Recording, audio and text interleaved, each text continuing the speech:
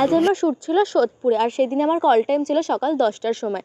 যেহেতু আমাকে অনেকটা রাস্তা যেতে হবে, যার জন্য আমি সকাল সকাল উঠে পড়েছিলাম, কিন্তু ঘুম থেকে উঠে দেখলাম যে বাইরে প্রচণ্ড বৃষ্টি পড়ছে, যার জন্য সেদিন আমি শ্যুটের লোকেশনে ঢুকেছিলাম বেলা 1টার সময়। আর যাদের কাছে আজ আমার শ্যুট ছিল তারাই আমাকে বলেছিল যে বৃষ্টিটা কমলে তারপরে তুমি ঘর থেকে বেরিয়ে। তো আমি লোকেশনে ঢুকে ঝটপট রেডি হয়ে স্টার্ট করে দিয়েছিলাম শ্যুট। ऊपर करो ऊपर करो कट देख रहे हो भाई এত বেশিও হাসান নেই